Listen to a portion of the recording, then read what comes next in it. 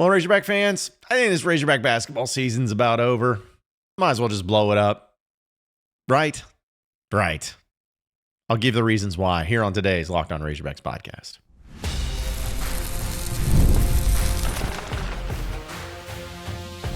You are Locked On Razorbacks, your daily podcast on the Arkansas Razorbacks. Part of the Locked On Podcast Network, your team every day. And welcome into the Locked On Razorbacks podcast. I am your host, John Nabors. I am also the host of Inside Arkansas Live, which you can catch every weekday starting at noon on Inside Arkansas and InsideArkansas.com. Today's episode is brought to you by FanDuel. From the first whistle to the final drive, FanDuel makes the NFL playoffs even more exciting. Right now, new customers can bet $5 and get $300 in bonus bets. If you win your first bet, visit FanDuel.com to get started. Hope everybody had a wonderful weekend. I keep saying that every Monday, and I know you didn't. I keep trying to, say, hey, don't worry. There'll be times where you can do a Locked On podcast and be able to talk about a win, and it hasn't happened yet. 0-5. 0-5 is what your Razorback basketball team is in the SEC after getting trounced to, that mighty Missouri team, 83-65 on the road. Just destroyed. I'll admit, folks, and I'll be perfectly transparent, I didn't watch the game live. I was down in Louisiana helping a friend who needed some help in a time of need, and I had to watch a replay of the game itself. And I am just glad I didn't watch it live. It was just terrible, man. It's terrible basketball. It's terrible to see what a team that, I thought last year, for instance, Eric Musselman's last year, I thought that was going to be the biggest hype I had for a team, or the highest expectation I had for a team, that came crashing down. And I don't even think it comes close to this. I think last year's team beats this team handedly. And it's crazy to think that, but it's 100% true. Arkansas just did nothing. They shot 44% from the field, which actually wasn't too bad, but 5 of 23 from three-point line. That's 21%. Arkansas only shot 8 free throws in this game. 8. They shot 8 free throws, 4 of 8 in the free throw line. Had 13 turnovers. It's only 13 assists. It was just bad. Now, apparently, Boogie Flan's got a hurt hand, which, yeah, I would hope so. He went 2 of 13 from the field. So I don't know why the guy who has a hurt hand, or a significantly hurt hand, is shooting more than anybody else on the team. Maybe it's just me. But it was just bad. It's just bad. And I appreciate still all the viewership and everybody tuning in, not only from Razorback land, but all the other fan bases, because they're having a field day with them, and I don't blame them. I mean, Arkansas with Cal, there was a lot of expectation went along with it, and it's just not there. It's just not there. And I'm no longer going to just try to say, hey, why this could work out still, or, maybe this could happen if this happened in this way, or anything like that. What it is, strictly, folks, and this is the approach that I'm going to take on it, is that Calipari tried a new, unique style, or at least a different take on how to build and manage a roster, and it's blown up in his face. It's strictly that. That's what I'm going with. He made a roster.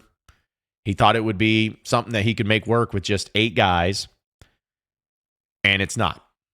It's awful. So, taking the more positive approach to it is that learns his lesson, and he just moves on, and he doesn't let this happen again next year. That's the approach I'm going to try to take. But it is a disaster. And I'll talk about the fans in general in a second, because I feel like I always have to do a come to Jesus meeting with all of you every single time I'm doing this podcast. But it's truly incredible to see how bad this team is, and how it's not even there's nothing there. I mean, they are getting blown out to very average teams even. They're all out of sorts. They have no identity. They don't even care. I don't think I've ever seen anything like it. I really don't. And Arkansas is not going to go 0-18. Surely not. Surely not. Surely they're not going to go 0-18.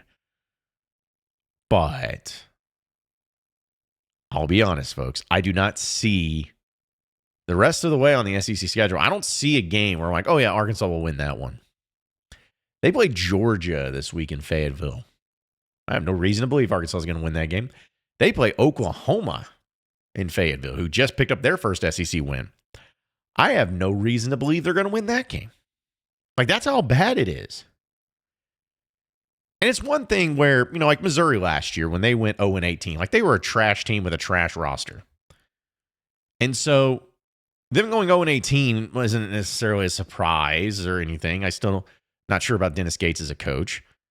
But it didn't shock the world. It wasn't a constant talking point because there was no expectation and it was just a failure on Dennis Gates and Missouri's part. But this year, it's like with Arkansas and the fact that they're 0 for right now, again, not saying they'll go 0-18, but at this point, who knows? I just don't see how anybody can look at and say, yeah, this is why this team is this bad. Oh, it's a bad roster. Okay, yeah, maybe it's a bad roster, but 0-18 bad? No. No. Not at all. There are guys on this team that, particularly from the transfer side of things, I mean, they were incredible at their previous spots. Rob Nelly Davis, Jonas Adu. I mean, dude played 11 minutes in this game. Adu did. But a guy like that, he was pretty dominant last year. Nelly Davis was dominant. I mean, incredible. The kids from Kentucky, whether it's Wagner or Adu or even Big Z, which Big Z had a nice game, finally. He had a double-double. He's not the only one that played well. But even him, it's like those guys, they were much better at their previous spot. You could very well make the argument, and I wouldn't argue with you, in saying that all these players have gotten worse. It is a bad mixture. It's a bad mixture of personalities. It's a bad mixture of the talent level. It's a bad mixture of their approach. It's just a bad batch of nothingness. And I would have never guessed that it would happen. And there's not a single person out there. I know that Kentucky fans or whatever love the troll, but nobody ever expected this. Nobody. They didn't expect to be this bad. But this is a disaster. It's a lifeless team. And with a lifeless team like this, you're going to get a lifeless fan base. You're going to get a lifeless support system. You're going to get a lifeless feel. It's getting to the point where people are almost giving sympathy. That's not where you want to be. This potentially could be the worst Razorback basketball team, statistically speaking, in the SEC that they've ever had. They went 2-14, I believe, with John Pelphrey. And granted, that was really bad. That was probably worse because, the SEC is actually good now. It wasn't then. But I can't find 2 wins on this schedule right now with the way this team plays. I mean, I know so many people that have just given up and stopped watching. And I don't blame you. I've seen people trying to sell the rest of their season tickets. I don't blame you. Cal can say whatever he wants in his press conference, but at the end of the day, nobody cares because you're not winning. And this has been the time where Cal has been under the most scrutiny and the largest amount of criticism in his entire career. Nothing comes close to what he's getting hit with now. People are dancing on his grave. They're relishing in the fact that he is struggling. And I think that might be the biggest disappointment for me so far this year, is because if you're talking about someone who's had the highest of success, regardless, and everybody's coming at you and everybody is wanting you to fail, begging you to fail because of how great you were, how great you may have been, or maybe you're not as great as what they thought, but they want to be right in their justification. However it is they want to approach it. The response that you have when you hit adversity is this. Like, that's your response. I don't see anger. I don't see passion. I don't see and I'm talking about just the team in general, not just for Cal, but everybody. Just doesn't seem to hurt as much as it does fans. You know, they always say, the old cliche, that, if you're hurting as a fan, if you're disappointed as a fan, or if you're upset of losing like a fan, you're not feeling near as badly as those players out there, those coaches out there. They want to win just as bad as you do. Do they? Do they? I'm not getting that vibe. I'm not getting that vibe at all. I'm at the point, though. Mail it in. Season's over. You screwed up. You messed up with the roster. You messed up some other things, too. Just prepare for 2026. Do what you need to do to get that roster together. Just blow it up. Because why should I continue to watch this team? Well, I'm going to, because I got to talk about them for a living, sadly. As a fan, like here's the thing, if you want to watch them, go ahead. I'm not going to hate on you for it. If you want to go to a game, hit me up. I'll probably have free tickets because they'll be going out the wazoo. I won't hate on you for it. But I just don't see how this could be this bad. And I get the feeling that nobody cares. The only people that care enough are the people that are obsessed with you because you're losing. Man, this is quite the story. It's quite something. But fans, you've been wandering. You've been wandering in this wilderness. And I'm going to go on a little bit of a rant next. Just going to be honest with you. But stay with us here on the Locked On Razorbacks podcast because we'll get into it. All right, Razorback fans, I'm going to tell you about our friends over at Prize Picks, the place to get real money sports action with over 10 million members and billions in winnings. Prize Picks has changed the game in daily fantasy sports. Whether it's for the playoffs or the regular season, Prize Picks has made it easier than ever to win big while enjoying all the football action. Now it's playoff time, and there's no better way to get in on the action than Prize Picks. Here's how it works. You simply pick more or less on at least 2 players, and if your picks hit, you can win up to 1,000 times your cash. That's right, 1,000 times your money just by making a few simple picks. For me, I'm all about the hot takes this season. Obviously, you all made that very much aware. And this week on Prize Picks, I'm looking at, of course, how it's going to go with the NFC and AFC title games that have officially been set. You know, you're going to have a lot of players that are going to be in the mix there, whether it's going to be a Josh Allen or a Patrick Mahomes or whoever. You're going to have to check it all out. And also with Prize Picks Flex Play, you can still double your money, even if one of your picks doesn't hit. And with the app, you get your winnings fast, sometimes in as little as 15 minutes. Ready to run your game this football season? Download the app today and use code LOCKEDONCollege to get $50 instantly after you play your first $5 lineup. That's right, $50 just for playing. Don't wait. Take your game to the next level with Prize Picks. It's Prize Picks. Run your game.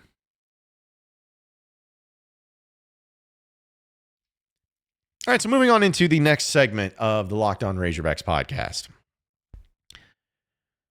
I'm tired, man. I'm tired of having to do this podcast and having to do Inside Arkansas Live and talking about the same stuff, the same crap, the same losses, the same apathy feeling, the same nonsense. Like it's exhausting. It's exhausting. And I'm not saying that as in, hey, feel sorry for me. I'm saying it as in, I don't want to do that for y'all. I appreciate each and every one of you that listen and subscribe and all of it. Like, I really do. I just cannot believe that you are having to go through this. I don't want to get biblical on you, but I may have used this in reference before. But Razorback fans right now feel like they are the Israelites wandering through the wilderness for 40 years. Now, if you look back at that story, they had been delivered out of Egyptian captivity.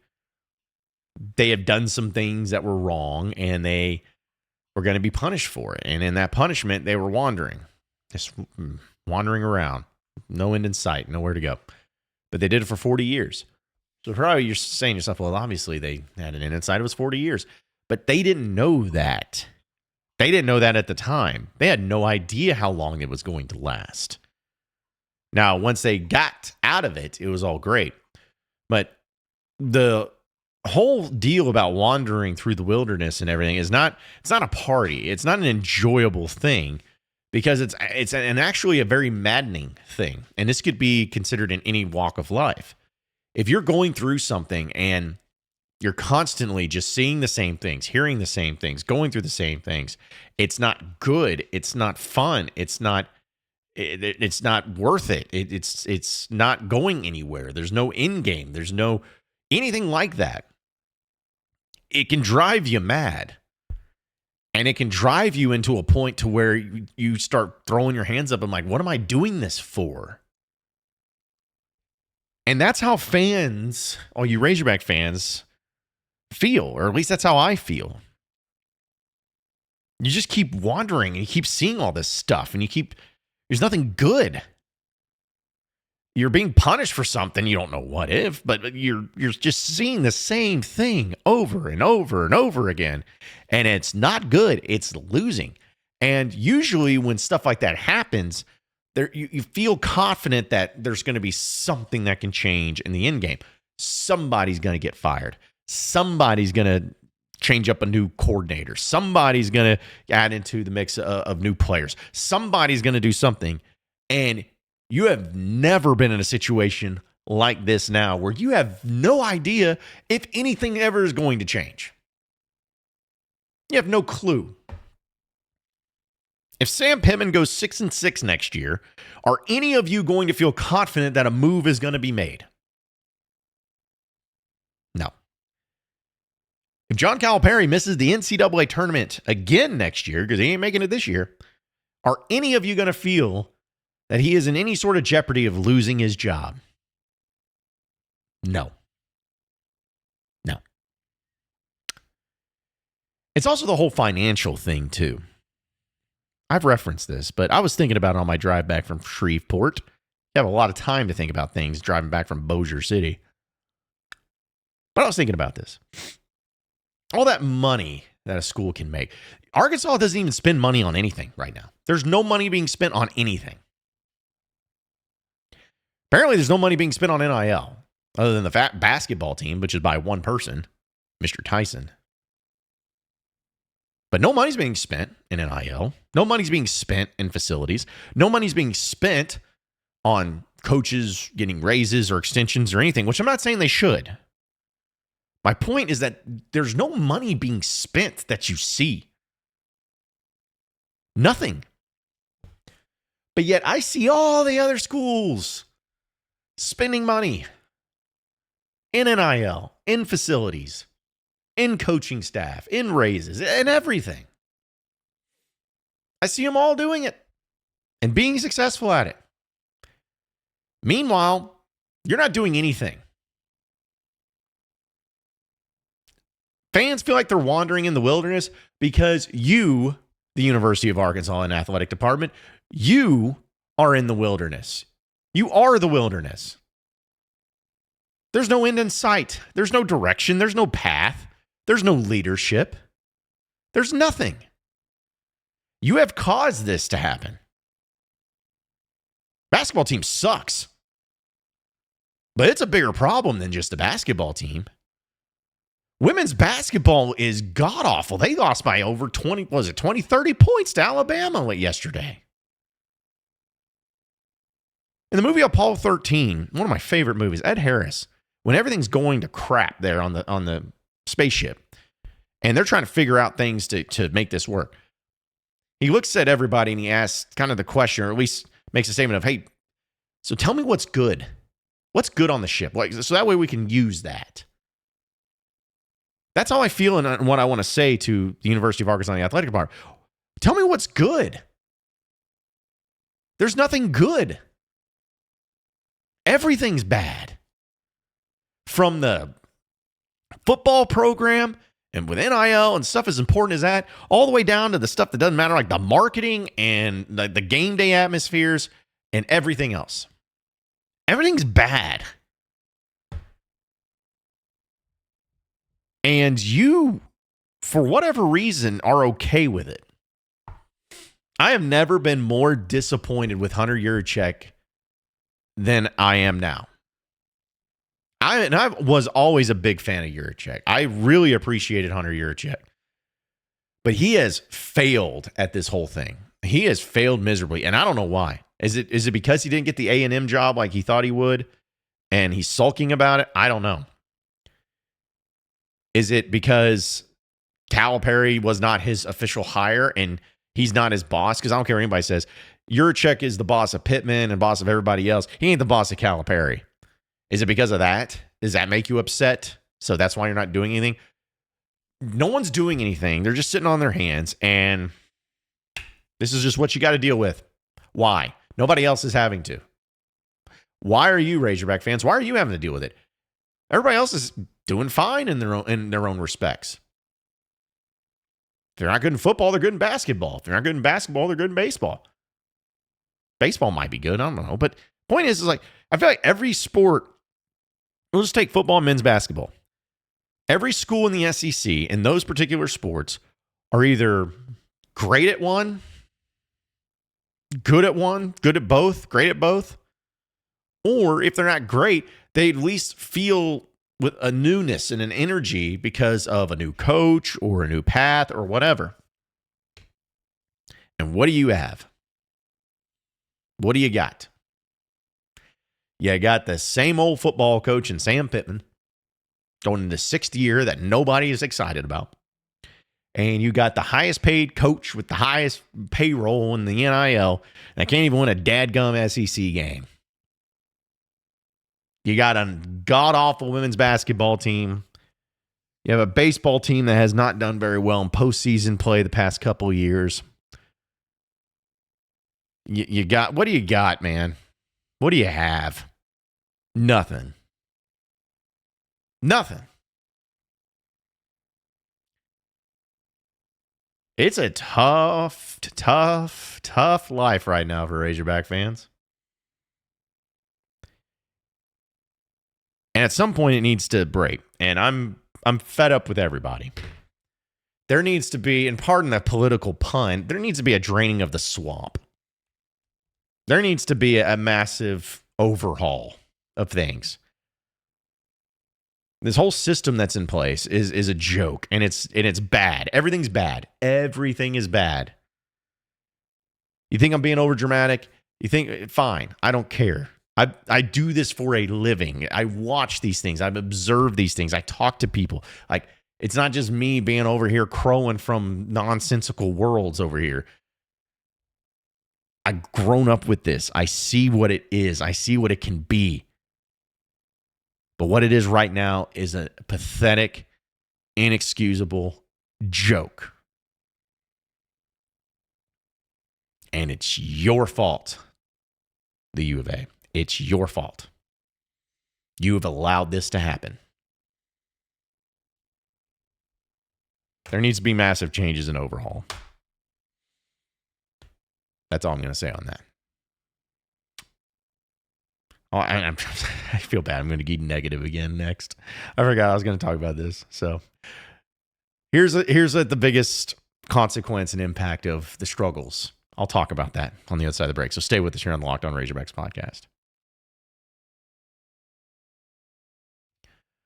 All right, Razorback fans, from the first whistle to the final drive, FanDuel makes the NFL playoffs even more exciting. Right now, new customers can bet $5 and get the $300 in bonus bets if you win your first bet. That's $300 to keep the action going. The FanDuel app is easy to navigate, and the variety of bets keeps every game exciting. Plus, when you win, you get paid instantly. No waiting around for your winnings or anything like that, whether you're betting on your favorite team or just looking to add some extra excitement to the playoffs, FanDuel has you covered.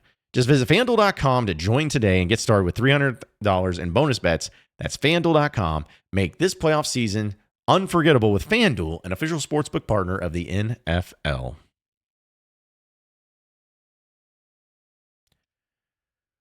All right, so final segment here on the Locked On Razorbacks podcast. I'm sorry. I know that it's been very negative. But again, it goes back to like my previous segment point. Like, there's nothing good. Like, give me something good to talk about, and I will gladly talk about it. I want to talk about it. I do not want to have being, Johnny Raincloud every day. That's not what I want to do. So give me some material to be positive, and I will. But I was talking with some friends of mine when I was down there in Louisiana, and one of them brought up a really good point. I don't want to admit it, but he did, about the timing of Arkansas struggles, because we just went through it all, and how we all know Arkansas struggling and struggling in every regard. He made the point that this time, where it stands right now, Arkansas has chosen one of the most consequential moments and eras of college athletics to suck. They've chosen that. The NIL era, the transfer portal era, the conference realignment era, the playoff expansion era, like all of these things, folks, have happened within the past 45 years. It all happened, boom, all at once. And it's tough. It's tough. I can't imagine having to keep up with all of it. I can't imagine having to try to run any sort of organized system in place and trying to make this all work. It's difficult, but I don't get paid to do that. That's what administration gets paid to do. But it's so true. Like, Arkansas has chosen to be bad during a crucial time to not be disgustingly awful, especially at everything. Other programs in the SEC are doing better than you when they don't have to be. Like, there are programs that should be just as good, or at least in the same spot as you're in, and they're better than you. Basketball, obviously the same thing. Women's basketball, you're atrocious. I mean, you're just bad. I keep talking about it, but the era and the timing of it could not be worse, because this is going to be a hard thing to dig out of. This is good. We can talk about transfer portal. Oh, you can change your team next year and all is well. Yeah, maybe so. Maybe so. But if you continue to go out and and approach the college game the way you are, where you're not going all in with NIL, and if you do have NIL money, you're not spending it well, and you're not a cool place to go, you're not having any sort of energy. No one's excited about you. No one's excited about your school. No one's like just pumped up to talking about Sam Pittman. People are making a mockery of John Calipari. Mike Nabors is just dunzo. It's just there's no juice to you. There's nothing. Like, nobody cares.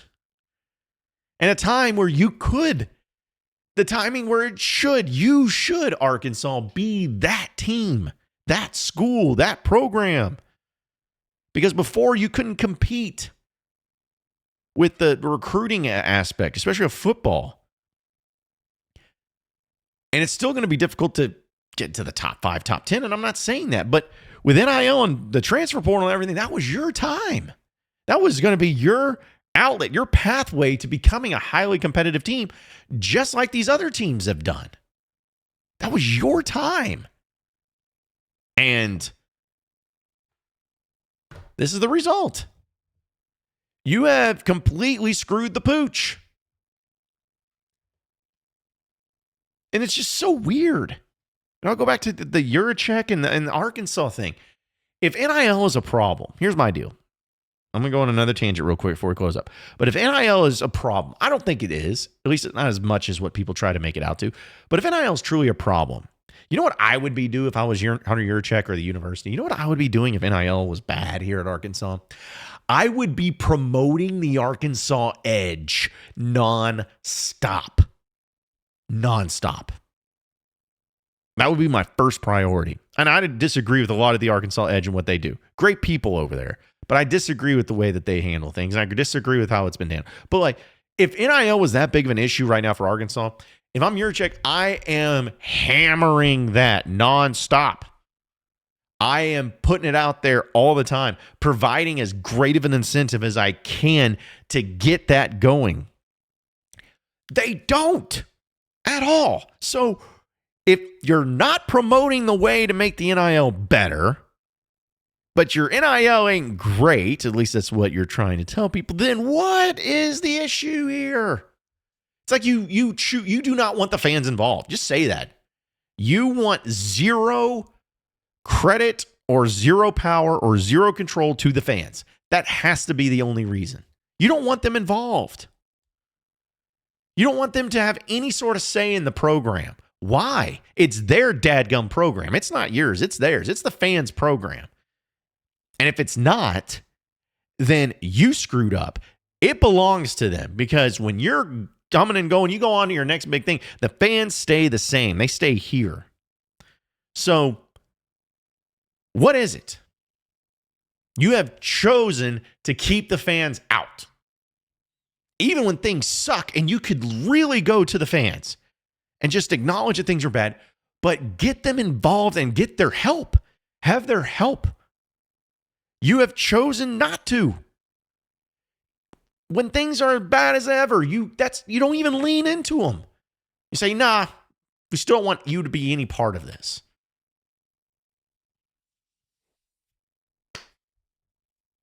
They don't respect you, fans. They don't like you. They just want your money. And when they get your money, they don't care. They don't care about your thoughts. They don't care about what you feel. They don't care about how much you want to win. They don't care about you having some sort of pride in the program. They don't care. Because if they did, they would do whatever it takes. Whatever it takes. To make it as great as humanly possible. That's what they would do. Or at least try. And what have you gotten? Silence. Nothing.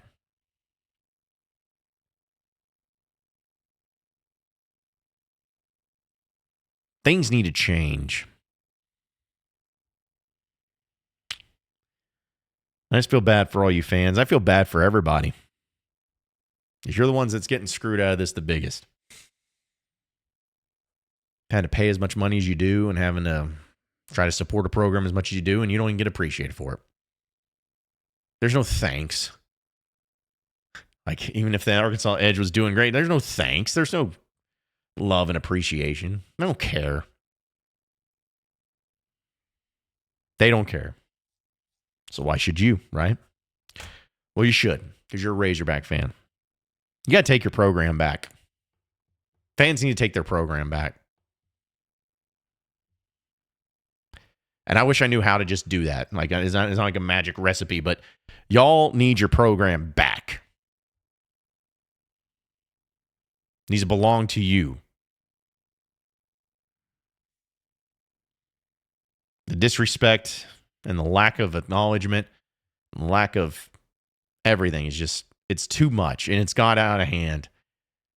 And you need to take your program back.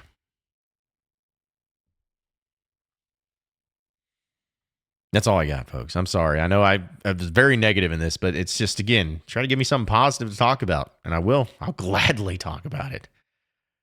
But hopefully you all understand that I'm hurting too. Like, I hate this. I hate it. It sucks. It's not fun. I just want to see a light at the end of the tunnel. I want to have belief that something's going to change if it's not good. I don't have it right now. But regardless, though, I do appreciate each and every one of you listening in and watching it. I do. And hopefully you continue, even when things are bad. Because that's always my biggest fear is like, oh, geez, if this team goes terrible, people are going to stop caring about hearing from what I got to say. So, hey, don't let the Razorbacks, punish me. I'm a good guy, Just, it's going to be interesting these next few months of what's going to be going on. But again, I appreciate all of you listening in and watching in. Be sure to subscribe on Apple as well as on your Android, on your iPhone, whenever podcasts are found. You can also subscribe on YouTube. And it's going to be a great week, right? It's going to be a great week. So, same sports show and same podcast channel tomorrow afternoon. Have a great rest of your day, everybody. We'll see you then.